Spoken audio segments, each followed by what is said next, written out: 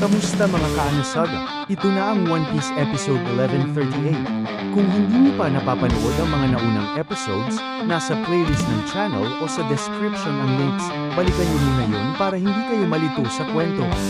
Ngayon, simulan na natin ang matinding bakbakan sa Egghead Island. Pumutok agad sa matinding aksyon ang episode. Nagwala si Saint Saturn, galit na galit habang sumisigaw kay Vegapunk, humihingi ng paliwanag kung bakit buhay pa si Bartholomew Kuma. Ayon kay Saturn, dapat ay patay na si Kuma. Hindi siya makapaniwala, dahil ilang araw lang matapos masagip ng Revolutionary Army ang katawan ni Kuma mula sa Mary Geoise, siya mismo ang nag-activate ng self-destruct switch ni Kuma. Isang malupit at planadong bitag yun, hayaan munang madala ng mga revolusyonaryo si Kuma sa base nila. At pagkatapos ay pasabugin ito para gulatin at sirain ang puwersa ng kalaban mula sa loob. Isa itong walang awa at tactical na plano. Pero hindi ito gumana. Habang baliw na baliw si Saturn sa galit, ipinakita ang pananaw ni Kuma. Bago pa man tumama ang kanyang kamao, dumaan sa isip niya ang buong trahedya ng buhay niya. Ang ultimatum ni Saturn, mamuhay bilang alipin o mamatay. Ang luha ng kanyang ama habang sinasabing nasa mas mabuting lugar na ang kanyang ina. Ang masayang ngiti ni Genie matapos silang makatakas mula sa God Valley. Pero agad ding sinundan ito ng alaala ng tawag sa Denden Mushi, na nagsasabing nasa bingit na ng kamatayan si Genie, habang may buhat siyang sanggol na si Bonnie sa simbahan. Lahat ng sakit, galit, at pagmamahal, nagsanib sa sandaling ito. At sa isang napaka-epikong eksena, damapo ang dambuhalang kamao ni Kuma, punong-puno ng armament hockey, sa mukha ni Saturn, at durog ito ng buo. Matagal na simula ng huling makaramdam ng ganitong lakas ang matandang ito. Kita sa mukha niya ang galit at pagkagulat. Kahit gising pa siya at lumilipad sa ere. Bumalik sa realidad si Saturn. Tumilapon siya sa buong isla ng Egghead, at kahit may mga paa siyang parang gagamba, hindi yun sapat para mapanatili siyang nakatayo. Bumagsak siya, nabasag ang lupa, at sumira ng maraming gusali. Gumuho ang skyline ng isla, at natabunan siya ng daan-daang tonelada ng bakal, semento, at salamin. Nagulat ang lahat ng mga marine sa isla. Hindi makapaniwala ang mga ito sa nasaksihan nila, isang dating alipin, isang buccaneer, ang bumangga at nagpabagsak sa isa sa 5 matatanda, ang pinakamataas na awtoridad sa buong world government. Habang unti-unting humuhupa ang alikabok, tahimik na lumuhad si Kuma, parang atleta sa isang protesta. Malalim ang paghinga, matapos ang isang suntok na sobrang bigat ng kahulugan. Nang mawala ng malay si Saturn, nawala rin ang misteryosong paralysis sa buong isla. Nakakagalaw na muli ang lahat. Sina Sanji at Frankie agad na tumakbo kay Bonnie.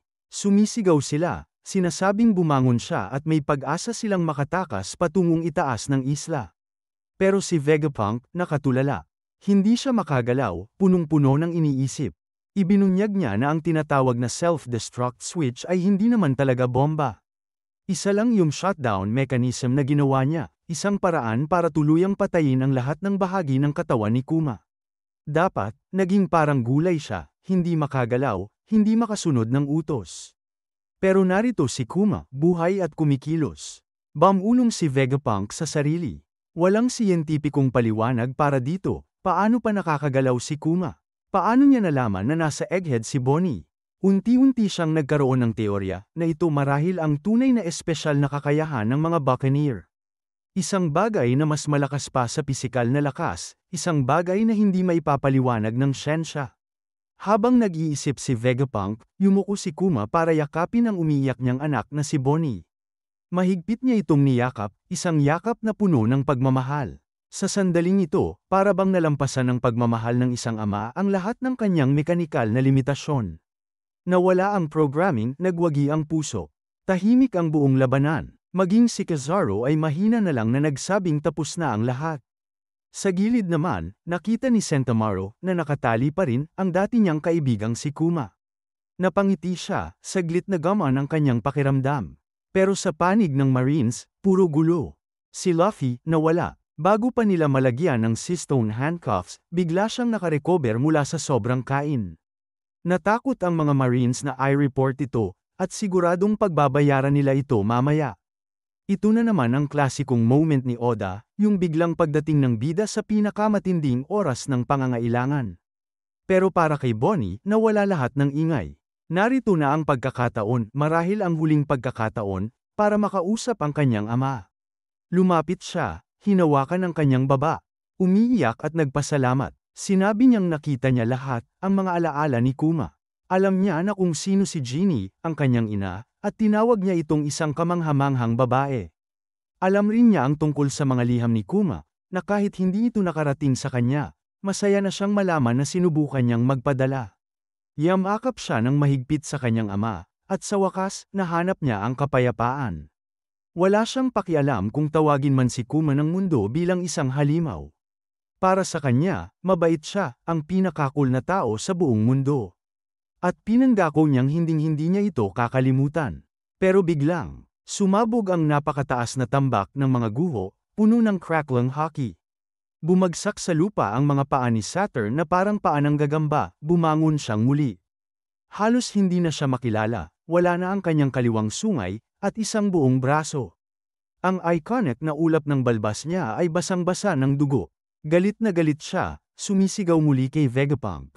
Sinisisi siya sa lahat. Halos wala na sa sarili si Vegapunk, pero inamin niyang may bahagi siyang kasalanan. Pero sinabi rin niya, na ito ay hindi lang kapangyarihan ng agham.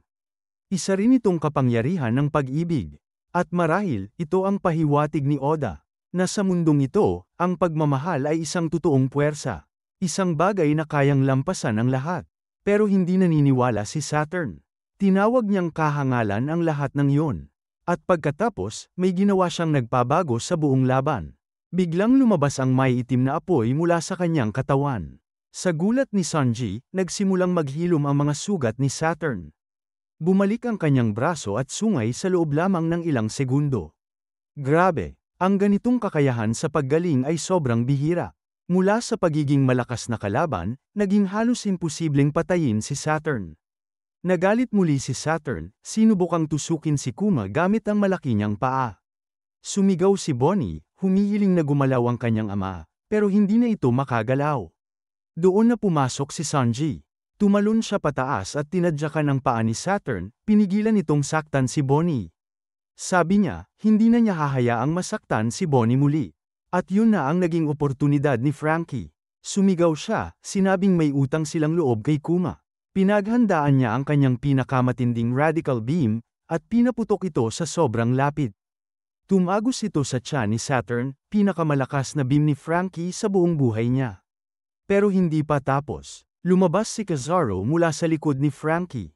Tahimik siyang humanga sa lakas ng Straw Hats, pero agad niyang tinadyakan si Franky palayo, pinabagsak sa mga guho ng Egghead bago pa ito makalingon.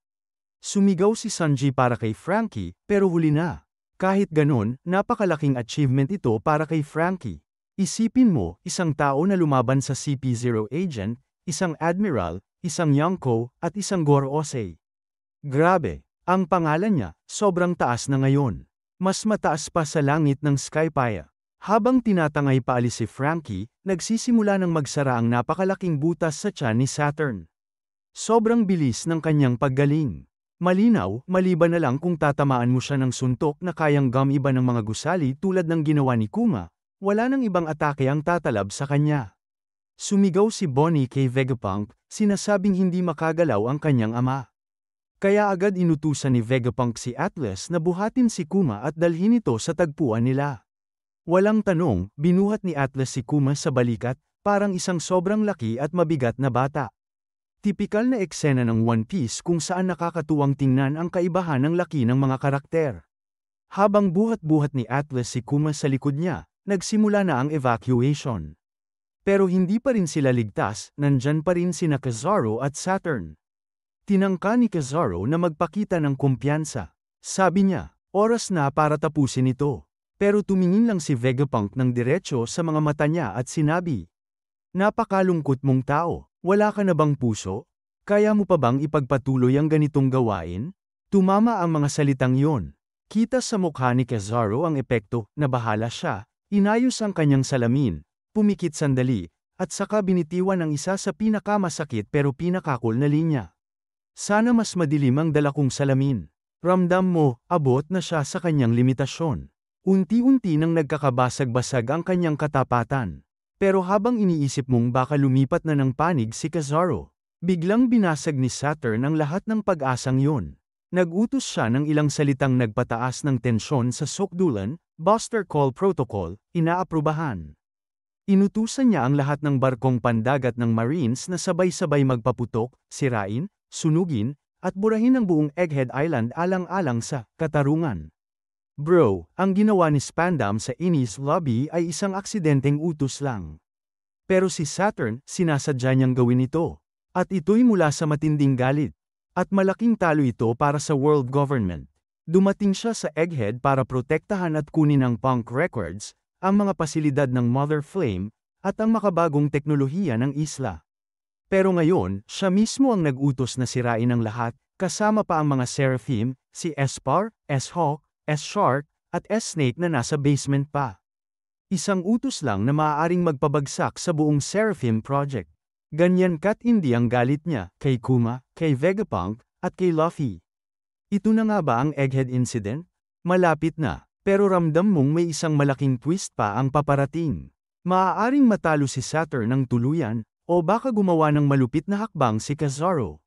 Pero kahit anong mangyari, isang Buster Call ang paparating. At para kay Robin, ito na ang ikatlong beses na tatakas siya mula sa isang Buster Call. Siguradong world record na yan. Pero gaya ng sabi noon ni Luffy, ang Straw Hats ngayon, 100 beses na mas malalakas kaysa dati. At yan ang buong nangyari sa One Piece episode 1138. Grabe ang nangyari kay Saturn, kay Kuma, at sa buong isla, at hindi pa tapos ang gulo. Kung gusto mo pang abangan ng susunod na episode, huwag kalimutang i-like, i-subscribe, at i-turn on ang notification bell para updated ka palagi.